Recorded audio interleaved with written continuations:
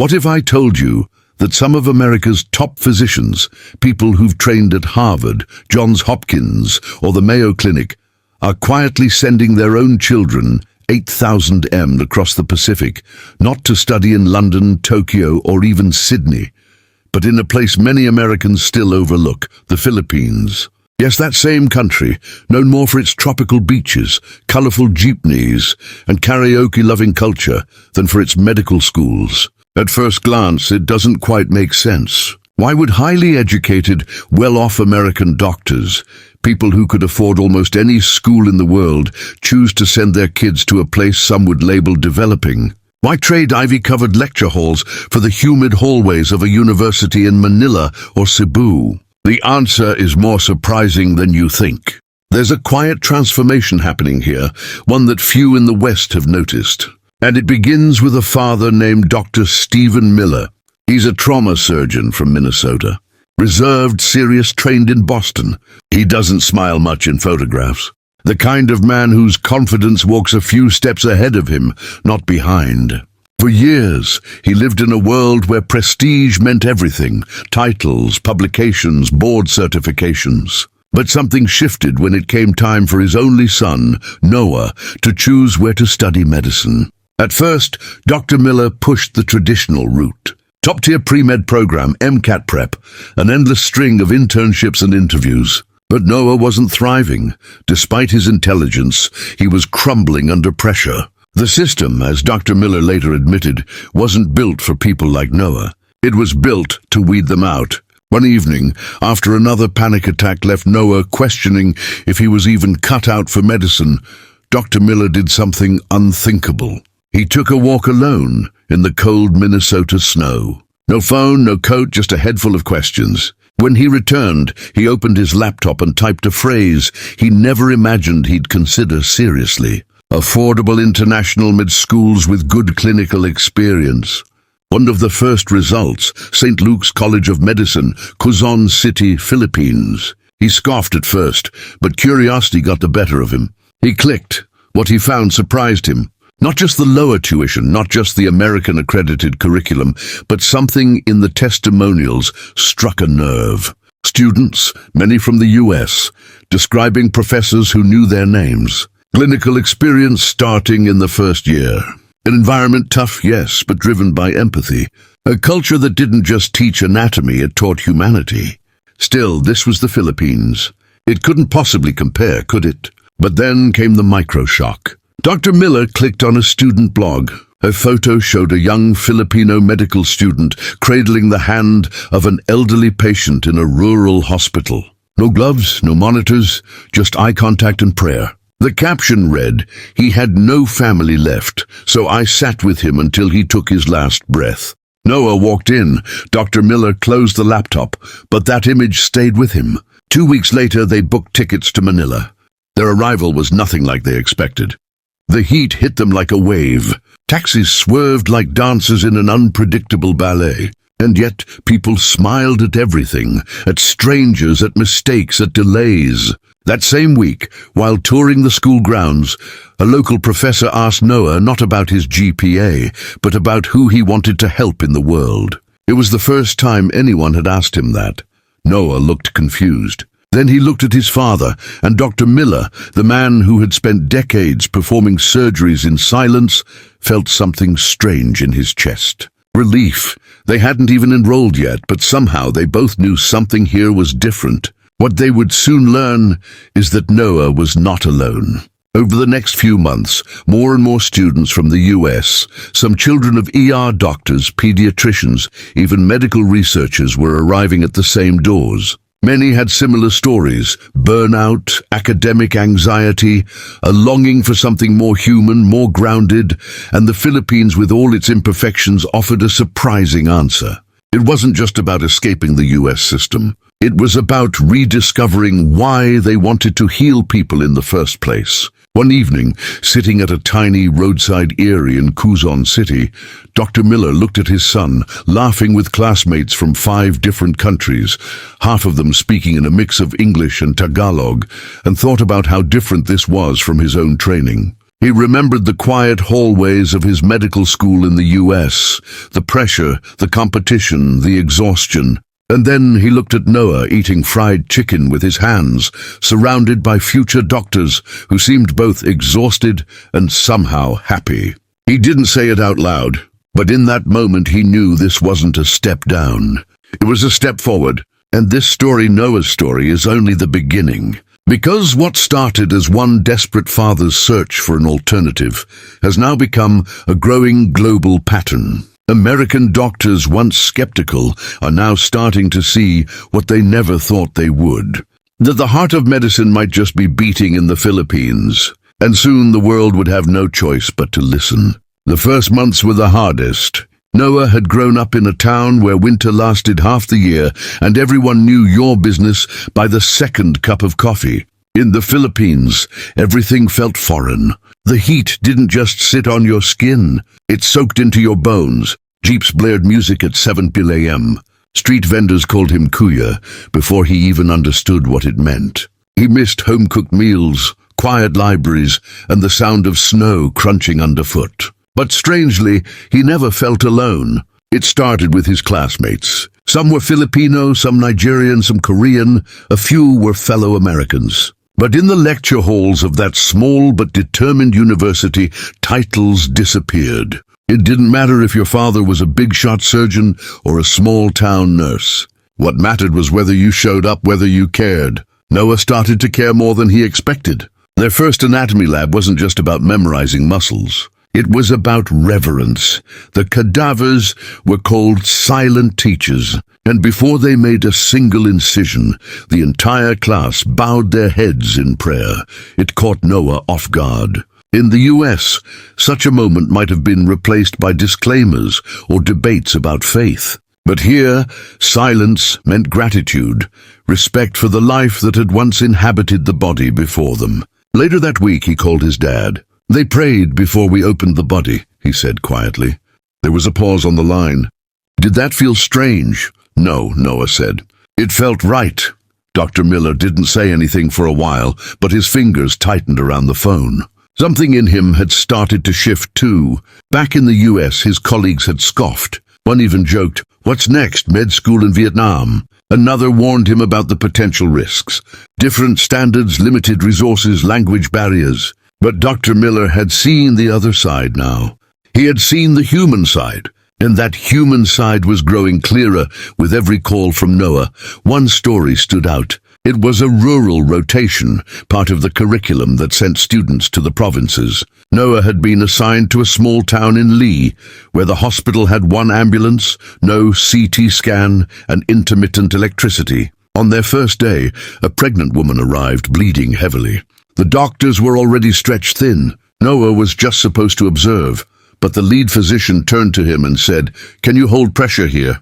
His hands shook, but he pressed down. 2 hours later, after an emergency delivery in a room with no air conditioning, the baby was alive. The mother was safe. The doctor clapped Noah on the back and said, "You did good, Doc." It was the first time anyone had called him that. Later in his journal, Noah wrote, "I didn't feel like a student today. I felt like a healer." Back home, Dr. Miller read that line over and over. He began telling other parents quietly at first. At church potlucks, hospital lounges, PTA meetings, not everyone understood, but some leaned in. One couple from Chicago eventually followed his lead. Their daughter, Ellie, would later become Noah's lab partner. Her story was different but carried the same thread. In the US, she had been told she wasn't competitive enough for medical school. Her GPA was a fraction too low. But in Manila, her professors looked at her eyes, not just her scores. They saw her determination. They gave her a chance. Ellie thrived. And as more of these stories emerged, a quiet network began to form. American parents, many with medical degrees themselves, started sharing a new kind of wisdom, not found in rankings or glossy brochures, but in whispered testimonies and late-night emails. The Philippines wasn't just an affordable alternative. It was a place that taught compassion before credentials, grit before grades. It was messy, yes, sometimes chaotic, but it was also real. Noah, Ellie, and their classmates learned in hospitals where doctors made do with little, where one nurse might serve 30 patients, where IVs were held up by coat hangers. But in that rawness, they found strength, ingenuity, heart. They learned to treat illnesses not just with medicine, but with presence, with patience. One of Noah's classmates, a Filipino named Marco, once told him, "Here you can't hide behind machines. You have to look people in the eyes. You have to touch their pain." That stayed with Noah, and it started to spread. Every time Noah returned home for break, something about him had changed. He walked with more purpose. He listened more than he spoke. He even helped out at his dad's hospital one summer, and the staff noticed something different. "He's not just smart," one nurse said. "He sees people," Dr. Miller smiled. That was the difference.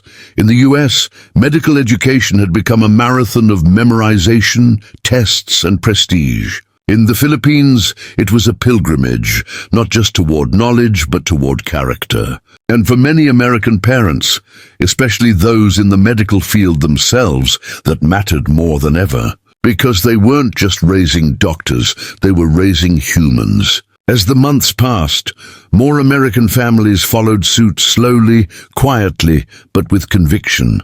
They weren't rejecting American medicine. They were rebuilding it from the inside out with values they had found overseas, in a place where nurses prayed before shifts, where families brought home-cooked meals to the ER, where children called strangers AE and Kuya as if blood wasn't needed to create family. The Philippines, for all its noise and contradictions, had offered them something rare, a place where healing still felt sacred, and that was exactly what they had been searching for. There was a moment near the end of Noah's third year, a quiet, unremarkable Tuesday when everything clicked. It wasn't during a grand surgery or a breakthrough diagnosis. It happened in the hallway of a public hospital in Cavite. He had just finished assisting in a delivery, sweat still clinging to the back of his neck. The hospital had run out of sterile gloves, and the ceiling fan was barely spinning.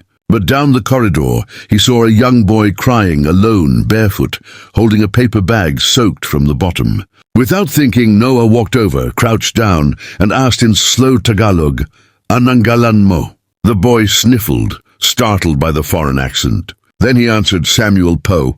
He was waiting for his mother, who had been wheeled in with what the triage nurse suspected was Denny. He didn't understand what was happening. He just knew she was sick, and he had been told to wait. So Noah sat beside him, to minutes 20. A nurse passed by and smiled, surprised. A foreign med student in scrubs, still damp from a delivery, sitting cross-legged on the floor beside a patient's child. Not taking notes, not checking his phone, just sitting. Later, when the boy's mother was stabilized, Noah stood up.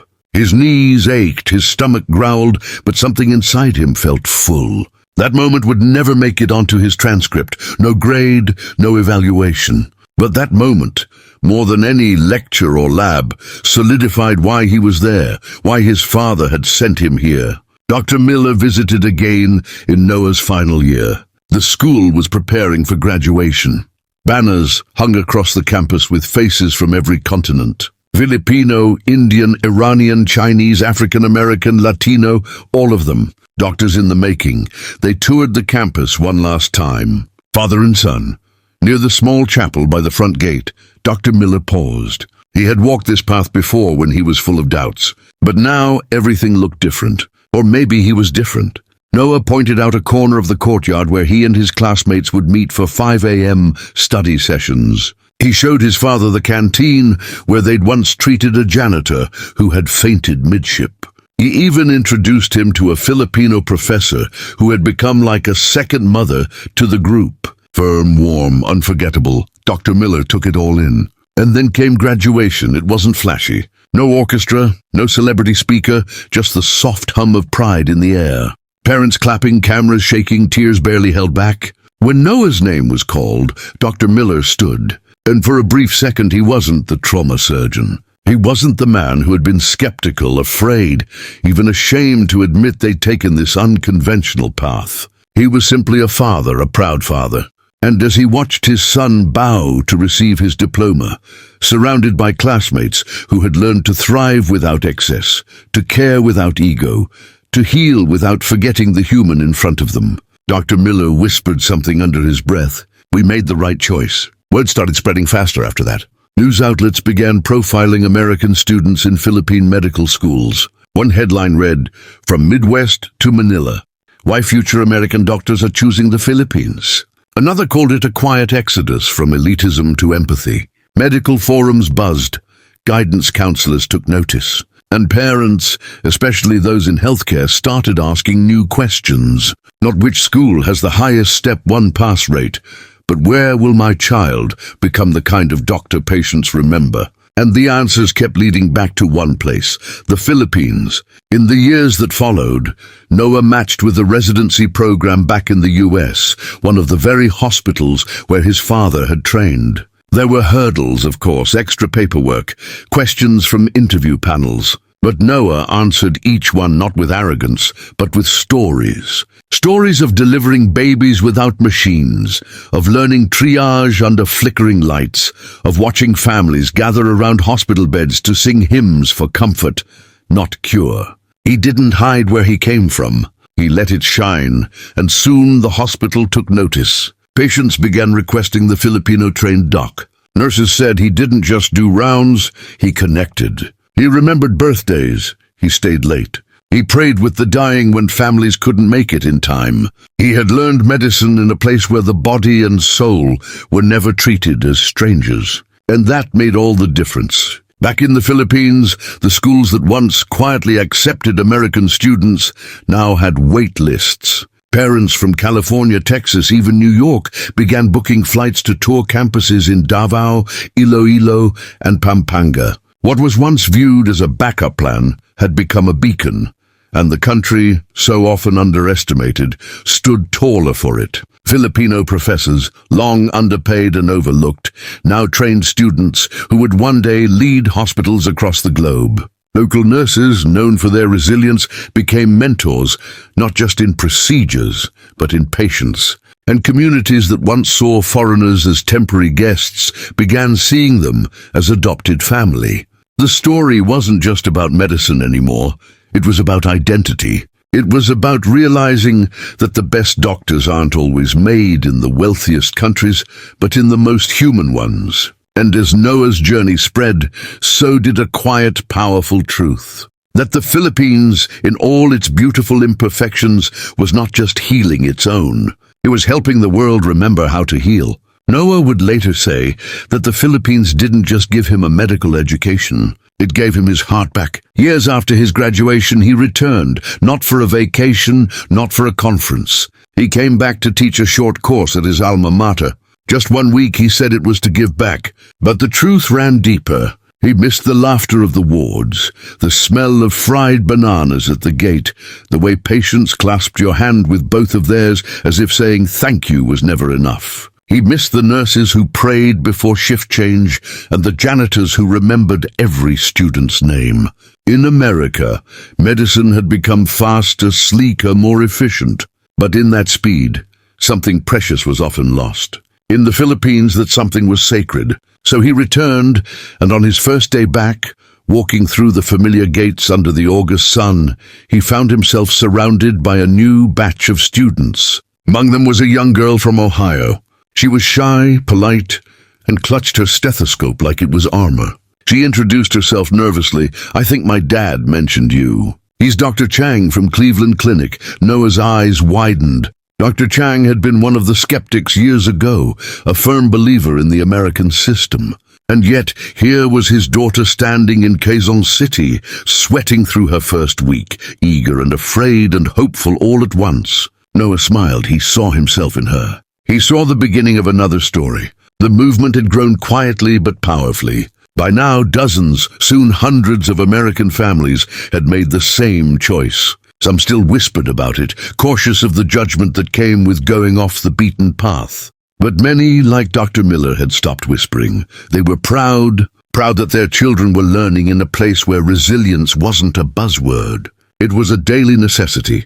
proud that their kids were becoming doctors who didn't flinch at scarcity, who didn't look away from suffering, who knew how to listen when medicine had no answer, and perhaps most of all, proud that they were part of a new chapter in global education, one that didn't just measure worth by the size of an endowment, but by the size of a heart. The Philippines had offered this quietly with humility. It hadn't begged to be recognized, it just kept giving. The knowledge, the culture, the values, and those who came with open eyes saw it, felt it. Doctors who had once believed there was only one right way to become a physician now saw the world differently. They began to ask better questions. Not just where did you study, but what kind of doctor have you become?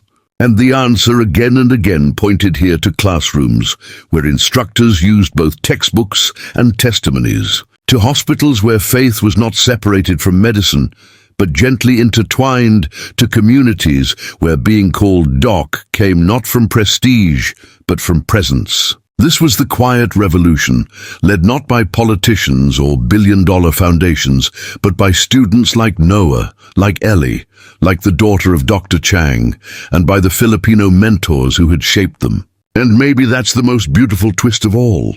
Because this isn't just a story about Americans finding a better way. It's about the Philippines, so often overlooked, misunderstood, or underestimated, standing at the heart of something extraordinary. A place where faith and science walk hand in hand. Where family is never just biological. Where the healing of the body always includes the soul. In the world growing colder, faster and more divided, maybe it takes a warm, chaotic, imperfect country in Southeast Asia to remind us what it really means to heal, to see, to care. Noah stood one last time outside the chapel before his flight back to the US. The sky was turning orange, the air thick with monsoon breath. He closed his eyes, listened to the hum of the city. The noise that once overwhelmed him now felt like music. He smiled and whispered, not to anyone in particular, maybe just to the land itself, "Thank you." Because in the end, what American doctors discovered here was not just a place to train their children.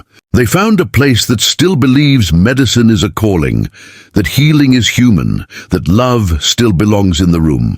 If this story moved you, if it made you see the Philippines, or even the journey of becoming a doctor in a different light, then don't let it end here. Hit that like button to help more people discover this hidden truth. Subscribe for more powerful stories that honor the heart of the Filipino spirit. And in the comments below, tell us, would you send your child to study in the Philippines, or have you already made that choice? Your story might just inspire the next.